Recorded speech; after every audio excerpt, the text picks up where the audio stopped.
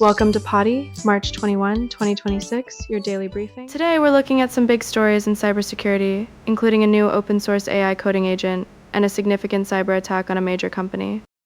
Let's start with the open source AI coding agent, called OpenCode. A headline on Hacker News frames it as OpenCode Open Source AI Coding Agent.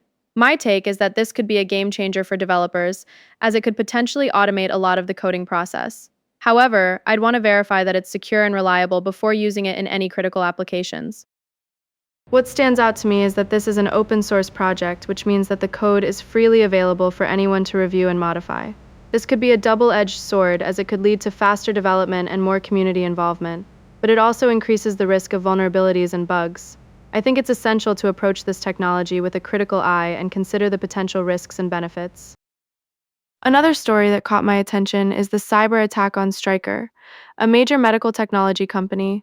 A post on Reddit says that Stryker cyber attack, employees still unable to work more than a week after hack. My read is that this is a significant incident, and it's concerning that employees are still unable to work after more than a week. It highlights the importance of having robust cybersecurity measures in place, as well as a solid incident response plan.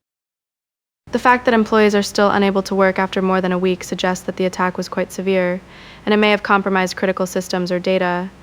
I think it's essential for companies to prioritize cybersecurity and invest in measures to prevent and respond to these types of incidents.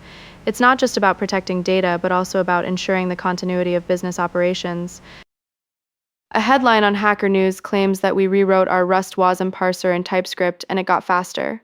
My take is that this is an interesting development, as it suggests that TypeScript may be a viable alternative to Rust for certain applications.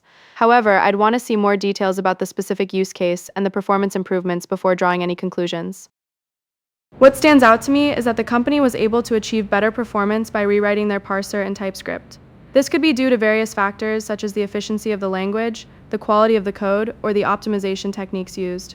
I think it's essential to consider the specific requirements and constraints of the project before making any decisions about the technology stack. A post on Reddit discusses a vulnerability in Anthropic's Claude Code CLI, which is an AI-powered coding assistant. The vulnerability is a configuration loading order defect, which allowed repository-level settings to be resolved before the trust dialog. My read is that this is a significant issue, as it could potentially allow unauthorized access to sensitive data or systems. The fact that the vulnerability is related to the configuration loading order suggests that it may be a complex issue to fix. I think it's essential for developers to prioritize security and thoroughly test their code to identify and address potential vulnerabilities. It's not just about protecting data, but also about maintaining the trust of users and ensuring the integrity of the system. In conclusion, today's stories highlight the importance of cybersecurity and the need for companies to prioritize security and invest in measures to prevent and respond to incidents. My take is that it's essential to approach these issues with a critical eye and consider the potential risks and benefits. I encourage listeners to do their own research and stay informed about the latest developments in cybersecurity. Thanks for tuning in to this episode of the Daily Cybersecurity Briefing. Remember to stay vigilant and prioritize security in all aspects of your life. Until next time, stay safe and secure.